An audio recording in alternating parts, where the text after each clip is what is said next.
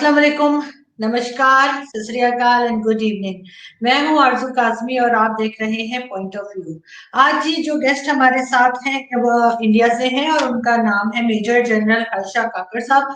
आप इनको देखते ही रहते हैं ट्विटर के ऊपर भी और इसके अलावा टीवी चैनल्स पे भी हम इनको बात करते हुए सुनते हैं। और रिसेंटली मैंने उनको एक हमारे दोस्त हैं पाकिस्तान से जो एनालिस्ट आते हैं उनके चैनल पे भी देखा, तो मुझे पता चला कि सर स्माइल भी करते हैं। तो बस मुझे डर लगता था, मुझे लगता था डांट देंगे।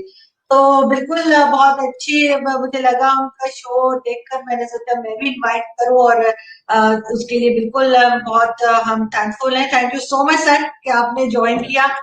और शोज में देखे तो मुझे आपसे पता नहीं क्यों डर लगता था, मैंने सोची थी डांट पड़ जाएगी अगर मैंने शो में बुलाया तो लेकिन मैंने देखा आपको कमर सीमा साहब के शो में यू आर ऑल स्माइलिंग, तो मैंने कहा अच्छा मेरी हिम्मत हुई, मैंने कहा दीदी ठीक है मैं भी बुलाती हूँ। क्योंकि मैं तो सर हंसते बोलते बात करती हूँ, मैं तो बिल्कुल टेंशन में नहीं आती और ना ही कोई इस तरह की आर्गुमेंट्स होती हैं जो हम जिसे कहते हैं ना कि हेट स्पीच, अवॉइड इट। तो सर बिल्कुल हम अपने शो की तरफ चलते हैं। सबसे पहले थैंक यू सो मच कि आपने ज्वाइन किया। और सर हम शुरू से करेंगे कि जो आप देखते हैं कि लाइन ऑफ कंट्रोल पे अक्सर पाकिस्तान कहता है कि इंडिया की तरफ से वायलेशन हुई है, इंडिया कहता है पाकिस्तान ने किया है। दोनों तरफ की जो आम पब्लिक है वो कंफ्यूज रहती है क्योंकि जैसे ही फुटेजेस आ रही होती है कि जैसे लोग नजर आ रहे होते हैं। तो सर क्या हो सकता है, क्या कोई थर्ड पार्टी ऐसी हो सकती है जो ये पता करे कि असल में किसने पहले अटैक किया या क्यों किया? क्योंकि ये चीज बॉर्डर पे मुसलसल हो रही है और जो सिविलियंस हैं आप देख रहे हैं कि उनका ज्यादा नुकसान हो रहा है। इसको कैसे रोका जा सकता है, कैसे जज किया जा सकता है कि असल में इंडिया ने किया है या पाकिस्तान ने?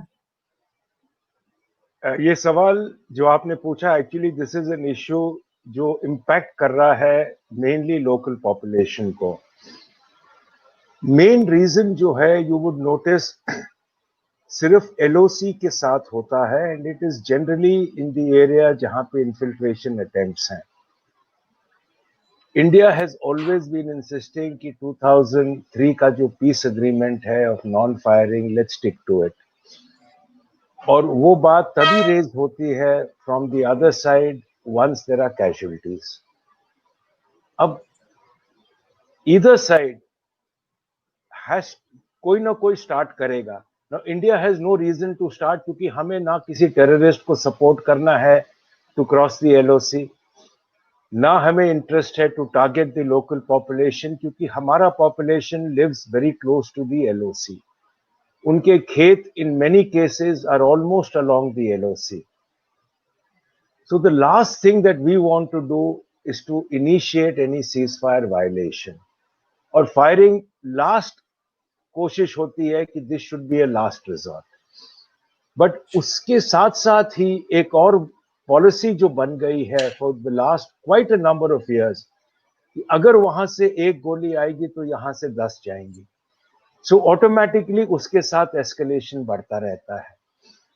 Now, एक बारी the agreement had come that we will not go down to artillery firing, only small arms. Small arms से क्या होता है, पोस्ट टू पोस्ट फायरिंग होती है। Then एक साइड जब शुरू करेगी then the second side will retaliate. अब रिटेलिएशन तभी होता है जब इम्पैक्ट इज स्ट्रॉन्ग। ठीक है, it is going to be a very difficult proposition to stop. Agreements तो हो चुके हैं, but the question is how do you implement. There is no third party जो आएगी अंदर। It is very clear, it is a bilateral matter. अब bilateral matter तभी आएगा जब द मेन सेलेक्टर्स डिसाइड कि हमें बात करनी है। इफ यू हैव समवन, क्योंकि हमारा experience is always been with the political authority in Pakistan, चाहे आप नवाज शरीफ ले लो, चाहे उससे पहले when Musharraf was president but was not army chief simultaneously. तो जब भी अ पॉलिटिकल अथॉरिटी ने कोशिश करी है to bring about a peace talk और प्रोग्रेस टुवर्ड्स पीस, कोई ना कोई इंसिडेंट हुआ है। चाहे आप मुंबई ले लो, चाहे आप कारगिल ले लो, चाहे रिसेंटली पठानकोट ले लो। सो उससे क्या हुआ है that all efforts have gone back. तो वो जेन्युइन डिजायर फॉर पीस जब तक वो नहीं आएगा, how can there be any progress? Blame तो हमेशा आएगा कि it's a BJP government, it's a Hindutva government. उस सरकार से कोई लेना देना नहीं है। यही हिंदुत्व गवर्नमेंट थी जो नवाज शरीफ के घर पहुंची उसके ग्रैंड डॉटर की शादी पे। ये गवर्नमेंट थी जो नवाज शरीफ को मिलने गई उसके जन्मदिन पे, और 6 दिन बाद पठानकोट आया। सो ऑटोमेटिकली जो ट्रस्ट डेफिसिट है, जब तक ये ट्रस्ट डेफिसिट निकलेगा नहीं, तब तक आगे बढ़ नहीं सकते। अगर पॉलिटिकल अथॉरिटी कहेगी कि हम लेट अस रिजॉल्व इट, पर जो सिलेक्टर है अगर वो नहीं मानेंगे तो सिलेक्टेड क्या करेगा बेचारा? तो प्रॉब्लम वहीं पड़ जाती है that we are not in a position to actually come to an agreement and to talk. Sir, दो तीन दिन पहले DGISPR ने प्रेस कॉन्फ्रेंस की थी पाकिस्तान में, और उसमें फॉरेन मिनिस्टर भी था। वो आपने वो चेक की होगी। उसमें उन्होंने एक बहुत लंबी डिटेल बताई है, जिसमें उन्होंने बताया कि किस तरह से रॉ फंडिंग कर रहा है, किस तरह से टेररिस्ट यहाँ भेजे वहां भेजे। उसको आप कैसे देखते हैं? जो उनकी जो क्लेम है उसको आप किस तरह देखते हैं? अच्छा, चलो मैं आपके अलग अलग टेररिस्ट ग्रुप जिसके बारे में वो कहते हैं, मैं उसके बारे में जरा एक एक करके ले लूं। टीटीपी कहां से शुरू हुआ? लाल मस्जिद के अटैक से, जब वो 50 छोटे छोटे ग्रुप इकट्ठे होकर एक ग्रुप बना। उसमें इंडिया का तो हाथ था नहीं। हमने तो मुशर्रफ को नहीं बोला था कि आप लाल मस्जिद पे अटैक करो, ठीक है? तब तक पाकिस्तान में कोई टेररिज्म नहीं था, और the global war on terrorism तो शुरू हो चुका था 2001 में। ये तो उसके बाद की बात है।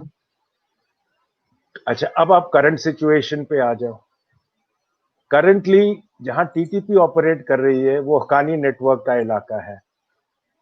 लेटेस्ट इनपुट्स ये भी आ रहे हैं कि हक्कानी नेटवर्क कोशिश कर रही है कि टीटीपी और आर्मी चीफ के बीच में, आर्मी के बीच में एक पीस डील हो जाए। अगर हक्कानी नेटवर्क टीटीपी को अच्छी तरह सपोर्ट कर रही है, हक्कानी नेटवर्क को तो इंडिया सपोर्ट नहीं कर रहा, वो तो आप लोगों को बहुत क्लियरली पता है। हक्कानी नेटवर्क और तालिबान एक साथ मिले हैं, वो भी इंडिया के प्रो नहीं है, हम उनको फाइनेंस कर नहीं सकते। उन्हीं के इलाके में अगर टीटीपी ऑपरेट कर रही है, और वही टीटीपी के साथ पीस डील पाक आर्मी के साथ अभी बातचीत जो चल रही है, कह रहे एक आधा महीने में हो भी जाएगी पीस डील। अगर ये सिचुएशन है तो इंडिया कहां से बीच में आ सकता है, ये बताइए? ठीक है, अब आप दूसरा ले लो, बलूचिस्तान। प्राइम मिनिस्टर ने एक दिन बोला था बलूचिस्तान के बारे में, उसके बाद इंडिया ने स्टेप बैक किया। क्यों स्टेप बैक किया? इंडिपेंडेंट बलूचिस्तान सिर्फ पाकिस्तान को अफेक्ट नहीं करता। इंडिपेंडेंट बलूचिस्तान अफगानिस्तान में भी गिरता है, ईरान में भी गिरता है। अफगानिस्तान और ईरान इंडिया के दोस्त हैं। क्या इंडिया चाहेगा कि उनके देश में भी असर हो? कभी नहीं। दूसरी बात ये ले लीजिए, सुलेमानी क्यों पाकिस्तान के खिलाफ था, जिसको यूएस ने मारा था इराक में? क्योंकि उसको पता था कि पाकिस्तान, ईरान के अंदर जो 2 टेररिस्ट ग्रुप्स ऑपरेट कर रही हैं, नाम मेरे को दिमाग से स्लिप हो रहा है, उनको पाकिस्तान सपोर्ट कर रही है। उनके काउंटर में वो इनको सपोर्ट दे रहे थे, क्योंकि उनके खिलाफ एक्शन हो रहा था। अब रिसेंटली ईरान का फॉरेन मिनिस्टर आया पाकिस्तान, कुरैशी साहब को मिला, इमरान खान साहब को मिला। कहीं पे बात हुई कि हम एक दूसरे के टेररिस्ट ग्रुप्स को सपोर्ट नहीं करेंगे? कोई बात नहीं हुई। जब इमरान खान गया था तेहरान, वहां पे थोड़ी बहुत कोई बात हुई, पर नथिंग कॉन्क्रीट। उसमें DGISI भी गया था उनके साथ। अब ये जो ग्रुप्स हैं, और आप बलूचिस्तान की खुद वीडियोस देखिए, खुद उनकी हालत देखें, एक्स्ट्रा जुडिशियल किलिंग्स, डिसअपियरेंसेस, उनके आप देख लिए ह्यूमन राइट्स वर्कर्स आजकल पाकिस्तान से भाग के बाहर बैठे हुए हैं, वहां से वो लोग ट्वीट कर रहे हैं, वहां से इनपुट्स डाल रहे हैं। तो जब अंदरूनी गुस्सा है और वहीं से उठ रहा है, किसी और को जाके वहां पे कुछ देने में क्या कोई फायदा तो है नहीं, अपने अंदर ही इतना है गुस्सा। पर एक बात और भी है, जब, और अभी आप देखो रिसेंटली, आपको एक दो और स्टेटमेंट्स ऐड कर देता हूं। पीडीएम जो खड़ा है, लोग कह रहे हैं कि नवाज शरीफ इंडिया का ट्यून गा रहा है। इमरान खान ने खुद ये स्टेटमेंट करी है। कल आपके फेमस शेख रशीद साहब ने बोला है कि रॉ कोई पॉलिटिकल लीडर्स को मारेगा। यहां तक कि अगर फ्लड भी आ गया, इंडिया जिम्मेवार है। पोल्यूशन भी आ गया तो इंडिया जुम्मेवार है। अब ये चीजें जो निकल रही हैं, जब रियलिटी अगर आप समझो, जो पाकिस्तान के अंदर जिसको खबर पता है, आप पत्रकारों को पता है कि क्या हो रहा है हर कदम पे, किसी बाहर से किसी को आके क्या करना है। अब पीटीएम का जो पिछले 2 दिन से चल रहा है, ट्विटर उससे फ्लडेड है।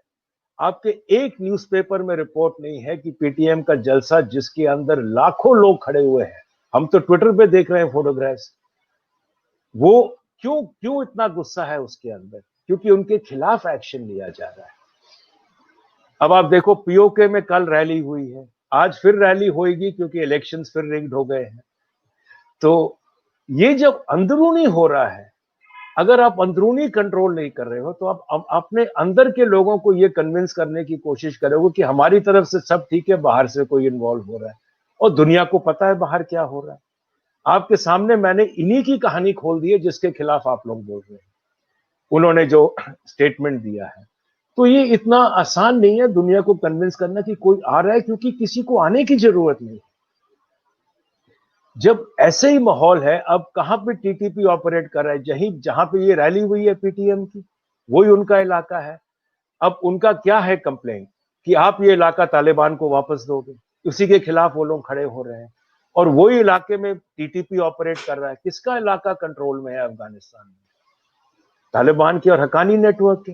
हकानी नेटवर्क तो हमारा दोस्त किसी हालत नहीं था, ना रहेगा, ना कभी बनेगा। तो ब्लेम करना बहुत आसान है, और जो प्रूफ दे रहे हैं उसके अंदर से ना आपके पास ना कोई एक्चुअल कोई सीरियस प्रूफ है। अब कहते हो ये कॉन्वर्सेशन है, ये नाम है, वो नाम है, ये है, कुछ खास तो है नहीं।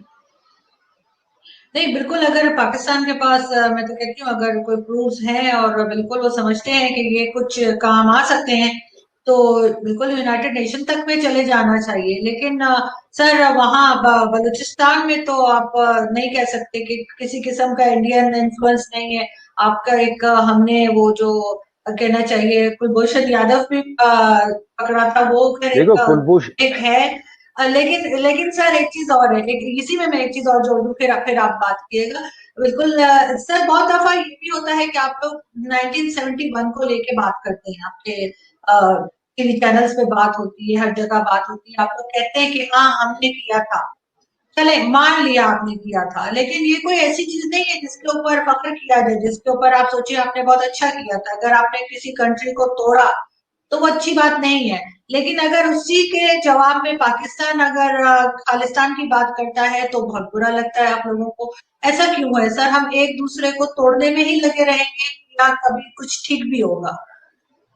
देखिए 71 में जो हुआ था वो बेसिकली इंडिया ने शुरू नहीं किया था। इंडिया ने बहुत बार रिक्वेस्ट भी किया था कि आप स्टॉप कीजिए जो आप कर रहे हो, रेफ्यूजीज को ले जाइए वापस। वर्ल्ड बॉडीज में बिफोर 71 वॉर, अगर अच्छा उस समय आप पता नहीं थे, हम तो उस समय स्टूडेंट्स थे। सर, मैं सो नहीं थी। उस समय 71 वॉर के टाइम से हम्म। पहले Indira Gandhi went to almost every major country in the world.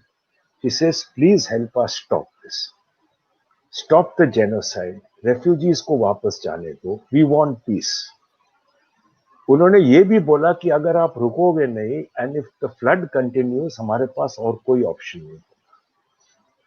ये बातें चलती गई फ्रॉम जून जुलाई टिल नवंबर। जब कुछ नहीं हुआ, तब जाके फिर दिसंबर में जब हुआ, अगर आप ये भी चेक करोगे, थोड़ा हिस्ट्री अगर ध्यान से पढ़ोगे, पहला एयर अटैक जिससे 71 वॉर डिक्लेयर किया गया केम फ्रॉम वेस्ट पाकिस्तान, चाहे वो प्रेशर हो चाहे जो हो। और after that air attack Indira Gandhi declared war on Pakistan. और जिस दिन वॉर हुआ, अगर इंडिया ने डिक्लेयर करना था और इंडिया ने स्टार्ट करना था, इंदिरा गांधी को तो दिल्ली में होना था।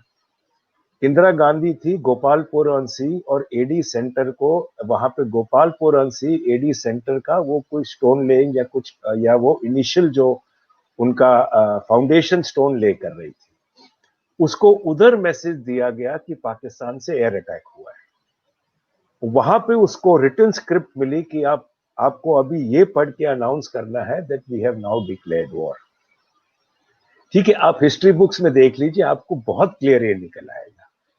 सेकंड, खालिस्तान के खिलाफ जैसे उस समय था अभी भी है, no nation wants to break, इसीलिए इंडिया ने कभी बलूचिस्तान मूवमेंट को सपोर्ट नहीं किया, फॉर्मली कभी नहीं किया है। नहीं तो अगर हमको ऑफिशियली सपोर्ट करना पड़ता तो बहुत फर्क पड़ जाता। कुलभूषण जाधव की कहानी जो है, मैं उस पर 1 सेकंड ले लूंगा, फिर वापस इसी पे आ जाऊंगा। उसमें डिस्प्यूट है, हमारी तरफ से चाबार से अरेस्ट हुआ था या पिकअप हुआ था, बलूचिस्तान वालों ने उन्होंने बेच दिया आईएसआई को, चलो जो है वो कहानी अलग है। पर no nation wants to break the other. अभी भी जो लोग कहते हैं, जैसे आप लोगों के लोग कहते हैं कि India wants to break Pakistan in three, India doesn't want to break Pakistan in three. India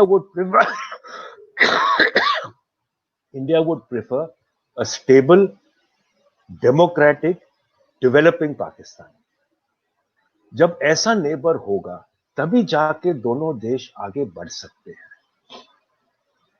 ये सिर्फ आप लोगों के जैसे शेख रशीद और बाकी फवद चौधरी की तरफ से या इमरान खान की तरफ से आपके आर्मी को बूस्ट करने के लिए कि बिना पाकिस्तान की आर्मी हम लोग खत्म हो जाएंगे।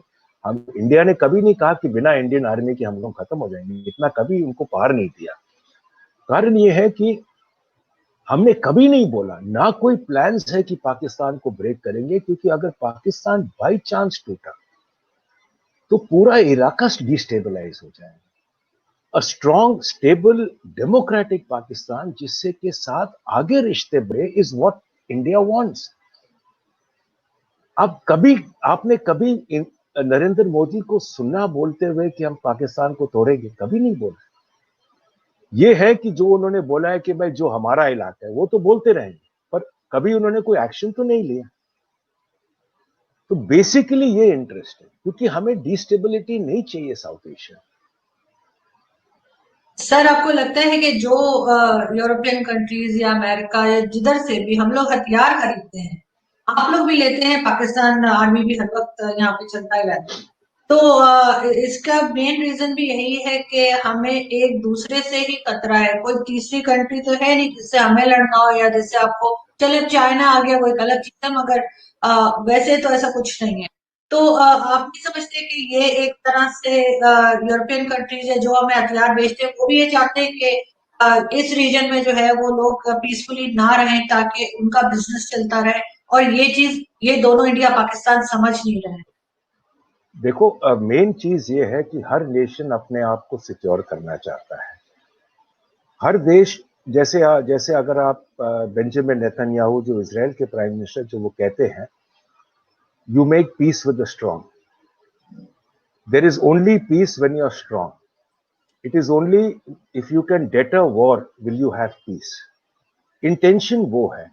पाकिस्तान ने अपने लिए डेटरेंस के लिए न्यूक्लियर वेपन्स लिया है या बना रहा है in large quantities. India is also a nuclear power, उसके पास भी न्यूक्लियर वेपन्स है। हमारा इंटेंशन है to deter war through conventional means, कि कन्वेंशनल सुपीरियरिटी रखो, उससे वॉर डेटर हो जाएगा। इंडिया को वॉर नहीं चाहिए, हमको डेवलपमेंट चाहिए। हमारा पॉपुलेशन ज्यादा है, we want to develop our population, उसलिए हमारा डिफेंस बजट अगर आप परसेंटेज में देखो, पाकिस्तान का 17% of GDP goes into defence, हमारा 2.5% भी नहीं है। इस बार थोड़ा बढ़ के 2.5 तक पहुंचेगा बिकॉज ऑफ चाइना, नहीं तो उतना नहीं जाना है। तो हमारा defence budget as a percentage of GDP और जो बॉर्डर का साइज है, जो एक्टिव बॉर्डर्स का साइज है, बहुत कम है। बट ये है कि हमारा intention is there to be strong to deter war. We are not interested in war, even with China और विद पाकिस्तान कोई इंटरेस्ट नहीं है वॉर, डेटरेंस का इंटरेस्ट है। So procurement is for deterrence, that is sir, the main America thing. और जितना strength होगा उतना वॉर डेटर हो जाएगा। सर, अमेरिका ने कभी भी कोई वॉर अपनी ग्राउंड पे शायद ही कभी लड़ी हो, वो हमेशा किसी दूसरी जगह, जैसे अफगानिस्तान में उसने किया, अब पाकिस्तान को बीच में डाला गया कि मुझे वहां से, उनको वहां से निकलना है। तो इसी तरीके से आपको नहीं लगता कि चाइना के साथ जो आप लोगों का इस वक्त डिस्प्यूट चल रहा है, वो भी अमेरिका की वजह से ही, क्योंकि अमेरिका नहीं चाहता कि चाइना आगे बढ़े, और इस वजह से आप लोगों को सी पैक भी बुरा लग रहा है, और आप लोगों को हर वो चीज बुरी लग रही है जो पाकिस्तान और चाइना मिलके करते हो। तो ऐसा क्यों है? आप लोगों को अमेरिका यूज तो नहीं कर रहा, क्योंकि एक जमाने में हमें कर चुका है, हमने बहुत भुगता है, और हम अभी तक मतलब उसके जो रिजल्ट्स थे वो अभी तक हमारे सामने, हम अभी तक उसमें से निकल नहीं पाए। दो तीन चीजें हैं। एक तो इंडो चाइना का कहानी बहुत अलग है। बेसिकली कुछ जो ये कदम चाइना ने लिया, ऑफिशियली क्यों लिया ये किसी को अभी तक क्लियर नहीं है। कहानी है कि it is basically because of Indo US proximity, एक कारण ये दिया जा रहा है। दूसरा कारण दिया जा रहा है कि उनको बॉर्डर एरियाज में जो जो नेटवर्क्स बन रहे थे उसके खिलाफ उन्होंने ये किया है। तीसरा है बेसिकली कि वो सोच रहे थे कि एक बार इंडिया को दबा ले तो फिर साउथ एशिया कंट्रोल में आएगा, पर इंडिया ने उनको वो करने नहीं दिया, खड़े हो गए, और अभी तो स्टेलमेट चल रहा है और अभी बातचीत चल रही है। ये बात है कि बेसिकली सीपेक के खिलाफ इंडिया नहीं है। प्रॉब्लम ये है कि CPEC goes through disputed area. तो अगर डिस्प्यूटेड एरिया के थ्रू जा रहा है, चाइना, गिलगित बल्तिस्तान डिस्प्यूटेड है, पुराना जेएनके का हिस्सा था, वो अलग हो गया 47 में, जो अंदरूनी रिवोल्ट जो उनके जो ब्रिटिश के मेजर ने किया, जिसके कारण वो पाकिस्तान के पास आ गया। हमारा सिर्फ कंप्लेंट यही रहा है कि ये डिस्प्यूटेड एरिया के थ्रू जा रहा है, और इसके अलावा और कोई कंप्लेंट नहीं है। आपके अंदर जितने वो बनाए, जो बनाए, जहां खड़ा करें, जितने आपके एसईजेड्स बनाए, जितने फैक्ट्रीज बनाए, जितना खर्चा करें, वो आप लोगों का इकोनॉमिक जिम्मेवारी है। अभी आप 2.7 बिलियन डॉलर्स लोन और लोगे, उसके लिए कोलैटरल और दोगे। ये तो आप लोगों का प्रॉब्लम है, जितना आप लोग बीच में जाए। हमारा सिर्फ एक ही था कि ये डिस्प्यूटेड एरिया के थ्रू जा रहा है, which is against global norms, और इसके अलावा कोई कंप्लेंट नहीं है। जितना वो करे अंदर, हमारा तरफ से सिर्फ इतनी एडवाइस चल रही है कि श्रीलंका का एग्जाम्पल ले लो, और बाकी देश जैसे अभी अफ्रीका में देख लो, कीनिया देख लो, डिजिबूटी देख लो, जहां जहां इन्वेस्टमेंट हुआ है, वो सब देश अब ऐसे डेट ट्रैप में फंसे हैं कि वो निकल नहीं सकते। अब जितना वो इन्वेस्टमेंट करेंगे, आफ्टर ऑल पैसा उनका है, मटेरियल उनका है, पैसा आपको दे रहे हैं, आपका आपके ऊपर कर्जा है, मटेरियल उनकी तरफ से आ रही है, लेबर उनका आ रहा है, सारा कुछ उनकी तरफ से आ रहा है। अल्टीमेटली लोन कौन देगा? ग्वादर में आपने उनको 45 इयर्स के लिए या 49 इयर्स के लिए वो दे दिया है, with I think 90% income going to China, 10% to you. वो 10% से सीपेक कॉरिडोर से तो पेमेंट होगा नहीं। चाइना ने जब सीपेक शुरू किया, उनका होप था कि इंडिया आएगा, पर इंडिया रिफ्यूज, क्योंकि वो डिस्प्यूटेड टेरिटरी पे है। अब सीपेक में जब तक आप इनकम नहीं आएगी तो कर्जा बढ़ता जाएगा। अब आप 7 बिलियन डॉलर्स का लोन और लोगे, वही सीपेक में इन्वेस्ट करने के लिए पाकिस्तान की तरफ से, तो ये लोन कहां से रीपे करोगे? वही एडवाइस आपको इंडिया अकेला नहीं, एलिस वेल्स ने बहुत क्लियरली दिया है, यूएस ने एडवाइस किया है, बहुत देशों ने एडवाइस किया है कि जितना आप जाओगे अंदर। अब श्रीलंका ले लो, हनबटोटा पोर्ट गया है, अब वो डिफिकल्टी में है, रीनेगोशिएट नहीं कर सकते। मलेशिया बैक डाउन हो गया उनके प्रोजेक्ट से। बांग्लादेश बैक डाउन कर रहा है प्रोजेक्ट से। थाईलैंड बैक डाउन कर रहा है प्रोजेक्ट से, जो उनका किया वो वाटरवे वाला प्रोजेक्ट था, क्योंकि अफ्रीका में वो देख रहे हैं क्या हालत हो रही है, कीनिया की, डिजिबूटी की, जितने देश सब फंसे हैं, गैम्बिया की, सब फंस गए उसमें। एडवाइस वो दे रहे हैं, पर जो भी कारण है, आप लोगों का इंटरनल मामला है, इसमें तो हम कुछ बोल नहीं सकते, पर ऑब्जेक्शन सिर्फ डिस्प्यूटेड टेरिटरी का है और कुछ नहीं। एक चीज और है सर, जैसे अभी इलेक्शंस के बाद यूएस में नई गवर्नमेंट बन रही है, नए के प्रेसिडेंट आ रहे हैं, तो ट्रम्प के जो है वो बहुत अच्छे थे, जो ताल्लुकात थे उनके साथ, टर्म्स बहुत अच्छे थे मोदी जी के साथ। तो अब नए प्रेसिडेंट को आप किस तरीके से देखते हैं? और दूसरा वही है कि एक चीज और इसमें मैं ऐड कर दूं, second part of this question, वो ये कि चाइना के साथ आप लोगों का एक एग्रीमेंट है जिसमें आप लोगों ने ये कहा है कि वहां पे किसी किस्म की गोलियां या इस तरह की चीज नहीं चलेगी, और जो भी आपका झगड़ा होता है बॉर्डर के ऊपर, वो हाथापाई हो रही होती है एक तरह की, जिसे कहते हैं ना कि गोली। तो ये चीज सर पाकिस्तान और इंडिया भी क्यों नहीं कर लेता, ताकि हमारे फौजियों का नुकसान भी ना हो, आपके फौजियों का नुकसान भी ना हो, सिविलियंस का नुकसान भी ना हो? ये चीज यहाँ पे क्यों नहीं हम लोग अप्लाई कर सकते? चलो आपका सेकंड क्वेश्चन का मैं पहले जवाब देके फिर मैं बिडेन के ऊपर आता हूं। इंडिया पाकिस्तान का ये एग्रीमेंट है 2003 का। कुछ टाइम चला, जब हम लोगों ने second line of anti infiltration की लगाई है, उसके बाद इन्फिल्ट्रेशन इतना कम हो गया कि आज के दिन पे करीब 20 या 25 सिर्फ पाकिस्तान टेररिस्ट बचे हैं। अब अगर वो रहेंगे और जेएनके में जैसे नॉर्मल सी आ रही है, आप वीडियोस देखते रहते हो जो आते हैं ट्विटर पे, एब्सोल्यूट नॉर्मल सी है। अभी यहां तक कि हम लोग डीडीसी इलेक्शंस यानी कि डिस्ट्रिक्ट डेवलपमेंट काउंसिल इलेक्शंस अभी शुरू हो रहे हैं, panchayat elections, municipal corporation elections 28 नवंबर से लेकर 28 दिसंबर तक चलेंगे। हर पार्टी जेएनके की, चाहे वो पहले अगेंस्ट थी इलेक्शंस के, तो उन्होंने वादा किया कि हम इलेक्शंस नहीं लड़ेंगे, अभी सब हिस्सा ले रहे हैं, चाहे वो नेशनल कॉन्फ्रेंस हो, पीपल्स डेमोक्रेटिक पार्टी हो, इंडियन नेशनल कांग्रेस हो, बीजेपी हो, सब पार्टी इकट्ठे खड़े हो रहे हैं इलेक्शन से। तो ये एक मेजर डेमोक्रेटिक शिफ्ट है और ये तभी हो सकता है जब नॉर्मलसी है। पर हमारा पाकिस्तान का अग्रीमेंट 2003 का बहुत क्लियर अग्रीमेंट है सीज फायर का। प्रॉब्लम है कि कुछ समय में ये अग्रीमेंट मिट रहा है।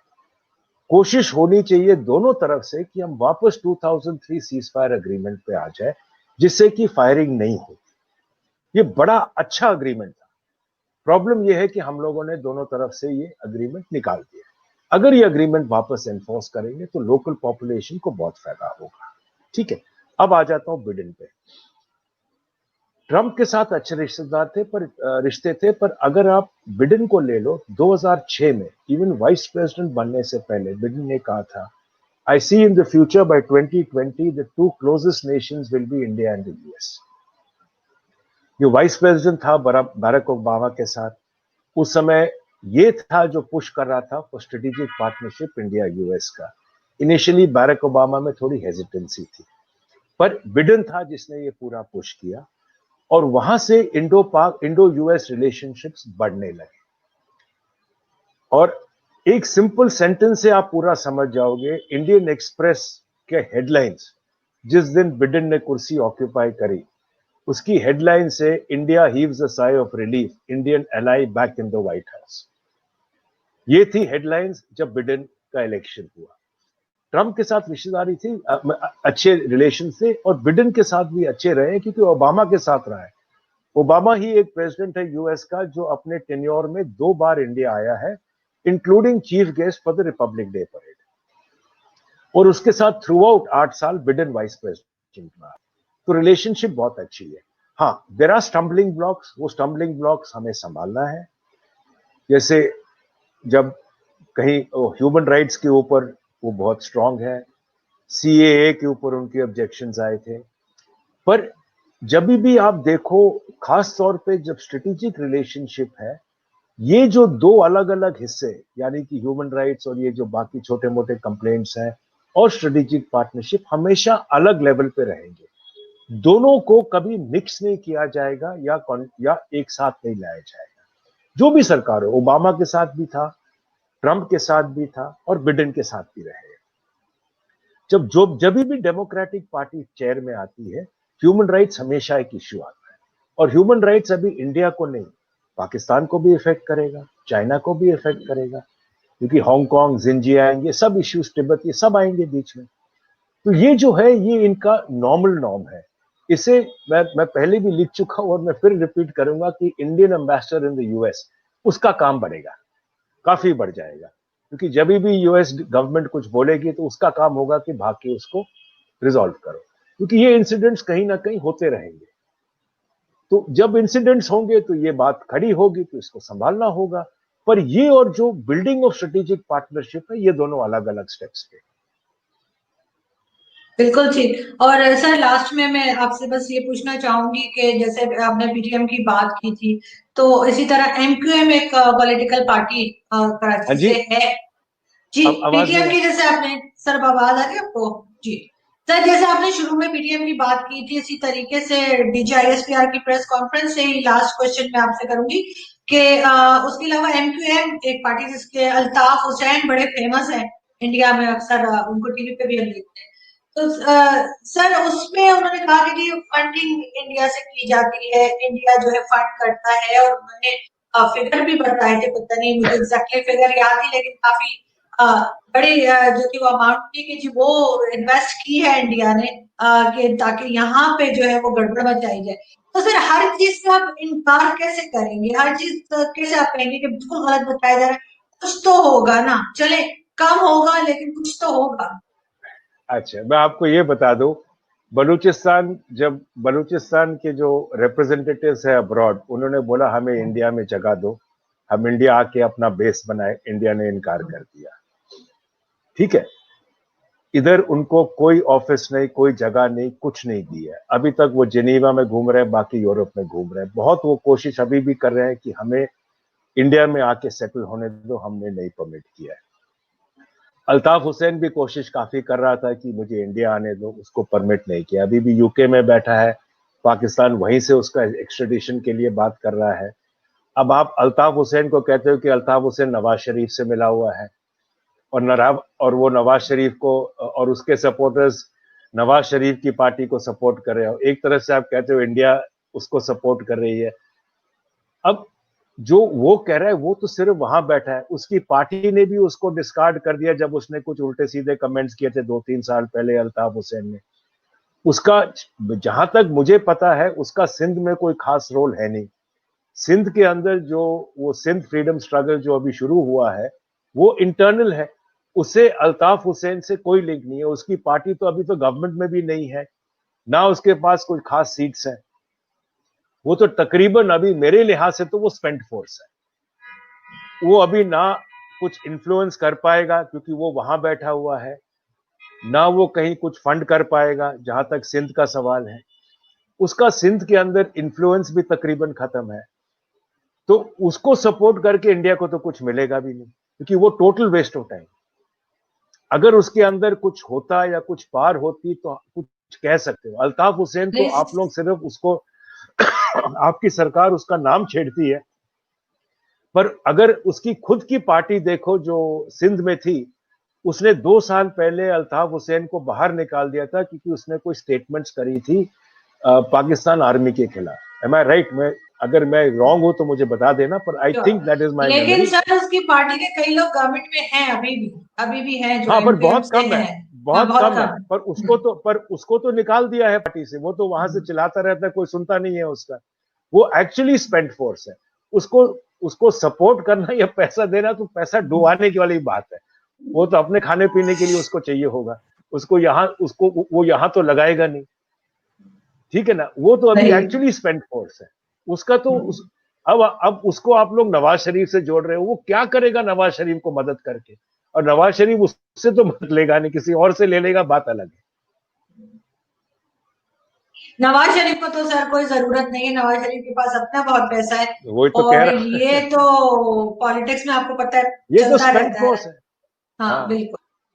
तो बहुत शुक्रिया सर कि आपने ज्वाइन किया, थैंक यू सो मच। लेकिन मैं होप के साथ कोई ना कोई ऐसा सॉल्यूशन निकले, ऐसी बात निकले जिससे अगर दोस्ती नहीं तो कम से कम पीसफुली जरूर रह सके। स्पेशली मुझे बॉर्डर पे तो रोज ही कुछ ना कुछ होता है, वो देखो, देख के एक बहुत अफसोस होता एक है, बहुत पहले बहुत अच्छा टेंशन आता था। पहले एक बहुत अच्छी बात हो गई थी कि एक एनएसए, एक एक्स आर्मी एनएसए नॉमिनेट हुआ था। दोनों एनएसए मिले थे 2-3 बार। एक आधा बार थाईलैंड में मिले थे। उसके बाद वो भी खत्म हो गया क्योंकि एनएसए ही निकाल दिया गया। ठीक है ना? तो ये जो था वो एक कांटेक्ट पॉइंट था दोनों देशों के बीच में, और उससे काफी फर्क पड़ा था दोनों देशों के रिलेशंस में। पर उसके निकालने के बाद कोई और फ्रेश वैसा पावरफुल आर्मी रिप्रेजेंटेटिव एनएसए बना नहीं है, जिसके पास कंट्रोल हो, जिसके पास सेलेक्टर के कान हो, जिससे वो उनको बता सके कि भाई ये व्यूज है और ये होना चाहिए, इससे फायदा होगा। वो फिर मौका वापस आया नहीं। अगर वो मौका आ जाए तो हो सकता है कि कुछ बात फिर से शुरू। बिल्कुल ठीक। लेकिन सर आपके जैसे लोग भारत में मौजूद हैं, आप इस चीज को लेके आप भी आगे बढ़िए, और हमारे यहाँ से भी कुछ लोग हैं, हम उन्हें भी कहते हैं कि जी कुछ काम होना चाहिए इसके ऊपर। इसलिए कि किसी को मार देना या गोलियां चलाना तो बहुत आसान है, लेकिन एक दूसरे को बर्दाश्त करना वो जरा मुश्किल काम है, तो मुश्किल काम करना चाहिए। Thank you so much sir, so kind of you. बहुत शुक्रिया sir, Not at all. Thank you. Thank you, Bye-bye. Thank you, bye bye.